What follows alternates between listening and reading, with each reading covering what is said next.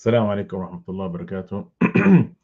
إن الحمد لله نحمده ونستعين به ونستغفره ونعوذ بالله من شرور أنفسنا ومن سيئات أعمالنا. من يهده الله فهو المهتد ومن يضلل فلن تجد له وليا مرشدا، وأشهد أن لا إله إلا الله وحده لا شريك له، وأشهد أن محمدا عبده ورسوله. بلغ رسالة وأدى الأمانة ونصح الأمة وكشف الغمة وجاهد في سبيل الله حق جهاده حتى أتاه اليقين. أما بعد، جزاكم الله خير. My dear respect brothers and sisters, I ask Allah subhanahu wa ta'ala to guide all of us, and I ask Allah subhanahu wa ta'ala to bless this gathering and make it this gathering for his sake. Brothers and sisters, today bidnillah ta'ala we're going to be talking about one more barrier that the future generation is going through. And if we want to describe, if we want to have one description that summarizes what the youth is going through right now, what the young people are going through right now, I would say that we would not get a better description more than the question of faith and confirming the faith of the youth. So I think this is one of the greatest challenge that the current generation is going through, is the question of faith and the question on and confirming the faith of the youth. Why this is happening, brothers and sisters? Because nowadays, because of the spread of misconceptions and the lack of education, many people end up asking basic questions, and what we call it التساؤلات الوجودية, that questions that based on why we exist, the basic foundation of the faith. 20 or 30 years ago, these questions people were not asking these questions because they were born understanding these basic questions. It was almost natural to believe in these things. But nowadays, people now questioning each and everything. And one of the things that they're questioning is the basic foundation of each and every religion and the basic foundation of our existence as human beings. And along with that, what comes? It comes, people start doubting things, and people starting having lack of faith, and people start asking more questions. Why do we exist? Where did we come from? Where are we going? And that sort of things. And this problem, and alhamdulillah rabbil alameen, I think Islam, brothers and sisters, and here I'm not being biased, Islam is one of the strongest religions, or I would say the strongest religion when it comes to answering these questions. And this is by the grace of Allah subhanahu wa ta'ala, in which that if someone was looking for the truth, if someone want to have these basic questions answered for once and for all, he would definitely go into fight in the religion of Islam.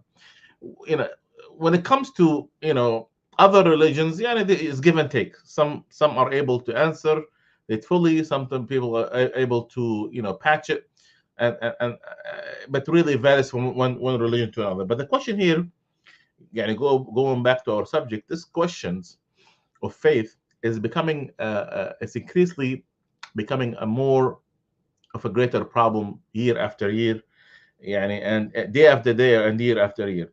And to the point that some, subhanallah, because of the people are not willing to seek the right answers, because people now are lazy. They want the quick answer, or they want an answer that is pleasing to their own desires. Many people, unfortunately, could have left Islam. Not because there is something wrong with Islam, but rather because people are not willing to get these questions answered in a more in a full form, And here I'm not trying to be pessimistic. But only here I'm trying to address the reality of the situation. There is problem. People have questions. People have doubts. People are misinformed because of the fact that they're not looking for the right answers, because the people are lazy, because they want something that is going to be, they want to hear something that is more pleasing to them. A lot of people end up leaving religion, and that's why in reality states the fact that atheism is growing, and that's not, and here we're not talking about just of people living Islam, but technically, and when it comes to other religions, more people are becoming atheists from other religions. Far more people are becoming atheists from other religions when I compare them to Islam, and this is out of the grace of Allah Subhanahu wa Taala. So it's important for us, brothers and sisters, for us to understand the problem. It's important for us to address the problem from its roots, so we could be able to confront this reality. So the question here, brothers and sisters, what are some of the things that we could do? What's some of the things that families can do to address this problem? Unfortunately, whether we like it or not, you know, many families are willing to sit down and talk about school, or talk about a movie, or talk about a show, rather than try to sit down with their youth to get these questions answered.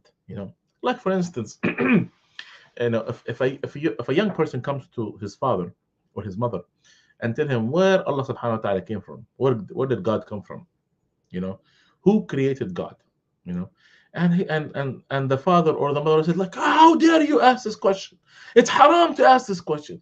So of course, now you are making this child or this youth becoming more curious. you know just because you don't know the answer to these questions, that does not give you a reason to be upset, or for you to have that kind of reaction toward your kids. you know if you don't know the answer, look for them. It's okay. It's okay for someone to say, I do not know, and for you to look for these questions and to address them to your children. By the way, I looked it up. This is the way you answer this question. you know it's not haram to ask these questions, you know but it's important that we sit down with our kids and explain to them in a curriculum, in whether it was once in a while, going through a certain curriculum, to address these questions one by one and build up on that. And that's why, it's brothers and sisters, as individuals, young people and older people, it's important for us to make sure that we have to go through certain things, or certain protocols that we must follow in order to answer these questions, because you're not going to be able to address these problems unless you attack it from its core. And what is the core of the problem? In summary, is education. So what is some of the things that we could do? Number one is read. To read on things that is going to increase your faith. Read on things that is going to confirm your faith. Our faith is not based, and this is by the grace of Allah subhanahu wa ta'ala. I have made a whole series that talks about the basics of Islam. You could go back and look it up on YouTube, the basics of Islam, and how to address these basics, and where Islam came from, and how to confirm our faith, and how to be a better believer. All these series exist on YouTube. So they're about 20 or 30. Some of them are even 40 episodes.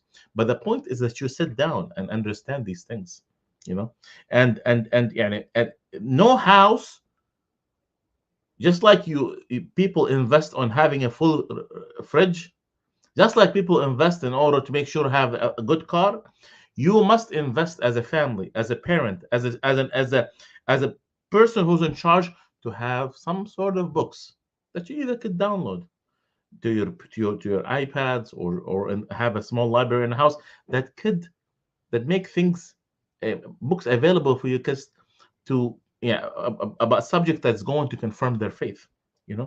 And subhanallah, there are many books like this. I would, if there is one book I would recommend that you could read, it's called As-Sabighat. As-Sabighat.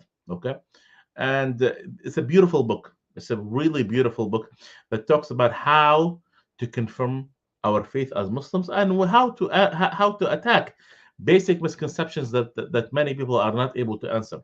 Okay, and it's important, while you're doing this as a parent or as a youth, is that you don't become dragged into trying to answer the doubts of other people. Like for instance, if a doubt came to you, then yes, look for seek assistance to answering that doubt.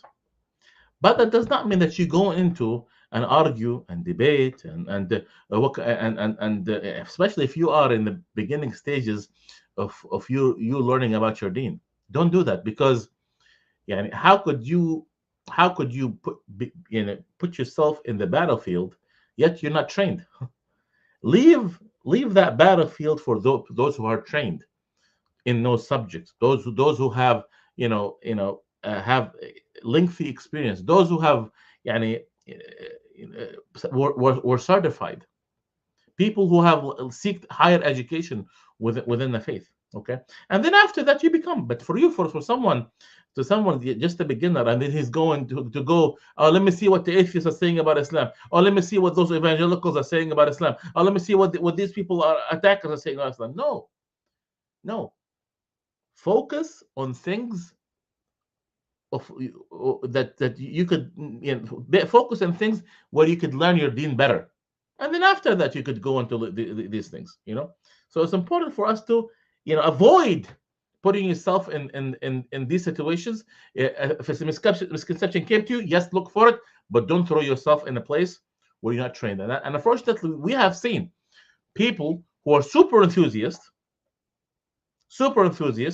and they're like, oh yeah, I'm going to defend Islam, and then because so many doubts arrived at their doorstep, they have unfortunately left Islam. So it's important, brothers and sisters, for us to take things in a gradual way. Take things in a gradual way, and it's very important. Second thing is is that you, as an individual, as a family, make sure that you focus on learning more about the deen. learning البناء الشرعي. make sure that you uh, educate yourself about the basics of our Sharia, learning the books of fiqh, learning the books of the foundation of our deen, learning about akhlaq, learning. And what is the foundation? Is that things that are of foundation? Learn about these things. How to pray correctly, how to what is la ilaha illallah mean, you know learning about aqidah, and also we just finished a series, a 5 lesson series about aqidah. Learn about that, watch it, and then after that you would you extend your circle one at a time, one after another. So focus on, and grab booklets from the mosques that talks about the foundation of Islam, the Aqidah, and etc. And then then you would build on that little by little. Okay. So second is learn more about your Sharia, about the Islamic law. Okay. Third thing is, and it's something unfortunately many people are neglecting nowadays, is the fact that you should also focus in learning more about fiqh and learning more about hadith. So, brothers and sisters, understand these two doors of Islamic studies, fiqh and hadith. Know for a fact that you would not be able to grasp the basic foundation of our deen unless you learn about these two things. Fiqh, what is the meaning of fiqh? Meaning that you are, jurisprudence, in which that you learn more of how to apply the evidence on reality, how we extract the laws and the regulations of Islam from the Quran and Sunnah. Okay, and then how we apply it. You read about the difference of opinions. Or here I'm talking about, of course, the valid difference of opinions upon scholars. And then this would this would make you a good practical Muslim, because sometimes you would have to go with this madhab versus another madhab, and etc. Okay, so this is very important for us to learn about these things and learn about hadith, because thing is, how this deen came to us. It came to us through the Quran and the Sunnah. The Quran is known, but what is the Sunnah? Going through authentic hadith. Do you have Sahih al-Bukhari in your house, or at least a summary of the Sahih al-Bukhari and Sahih Muslim? This should be things that you should be reading 2 to 3 hadith daily, that get you closer to the deen. Learn their explanations. Like for instance, if you made it a goal to read one hadith a day, that's a real good goal. Wallahi, that's a good. I mean, by the end of the month, you have read and you read and you understood 30 hadith. And some hadith are very short. Actually, most of them are very short. You know, the length long hadith are you could almost count them. You know, so therefore, yani, it's important for us to learn about this and becoming more aware. Because if someone tells you, for instance, your prophet said so, and then you know, for instance, that it was not said, or it was a fabricated hadith, or a hadith that is not authentic, you'll be able to reply easily to these things, because a lot of doubts, whether we like it or not, comes from these areas. People are grabbing, weak ahadith, or they're mistranslating certain ahadith based on their desire, and they want to translate it the way they want. You see, so it's important for you to build a very strong foundation when it comes to these things. So third, that you focus more into learning the hadith and learning the fiqh. Also, it's important, brothers and sisters, and this is something becoming more. This would strengthen your faith more than anything, is that you grab books that talks about the miracles of Islam, the miracles of the Quran, you know, because when you read about these things, when you read about the miracles of the Quran and the miracles of Islam, it makes it really confirm your faith. It would make you a much of a stronger believer. These things Allah subhanahu wa ta'ala Allah subhanahu wa ta'ala have laid down for us to contemplate on. Why? Because it would revive our faith. When someone reads, but there are plenty of books that talks about the miracles of the Quran, or the miracles found in the Quran. The miracles are found within the Hadith and Islam in general. These things would wallahi have a dramatic effect on your faith. Why these things, and what's the secrets, and why this ayah, for instance, was revealed this way versus another way. All of that, as Prophet Muhammad sallallahu alaihi wasallam said, "Man ittaba'ahu kana 'ala al-huda, wa man tarakahu kana 'ala ad-dalal." And this is in reference to the Quran. Prophet Muhammad sallallahu alaihi wasallam said, "Whoever followed the Quran, he's on guidance, and whoever left it, he's technically in the field of misguidance." Last but not least, that you enroll in academies that could educate you Islam in a more structural fashion. And there's plenty. And many of them are free.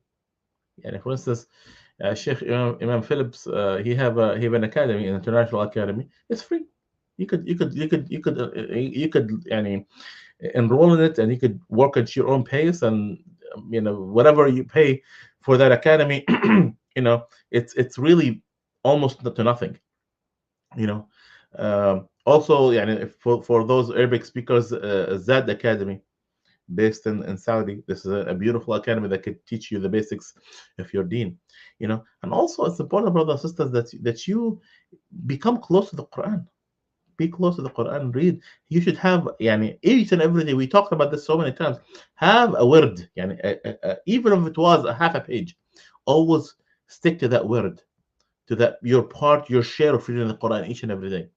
And with that, brothers and sisters, again, subhanallah, and if this is when I give you these methods and these ways to confirm your faith, you should be happy, because there is ways to confirm your faith. Because others, it's based on feelings and based on emotions and based on what they felt like. It's not based on knowledge. Islam, if you are knowledgeable, wallahi, that's why very a lot of people, in comparison to other religions, would leave Islam. Why? Because it's based on knowledge. It's not based on nonsense. It's not based on emotions. It's not based on things of beyond the reality. No, it is based on knowledge. The very first verse that was revealed to Prophet Muhammad sallallahu alaihi wasallam, he said, "Iqra, read. And if you want to confirm your faith, read." So I hope this is what I have for you for today, and I hope that this would become something that you could take from. Again, we talked about a few points of how to confirm our faith, and I ask Allah subhanahu wa ta'ala to further confirm our faith. And I give a brief guidelines. I ask Allah subhanahu wa ta'ala to bless all of us, and ask Allah subhanahu wa ta'ala to show us the pathway. Jazakumullah khair. Wassalamu alaikum wa rahmatullahi wa barakatuh.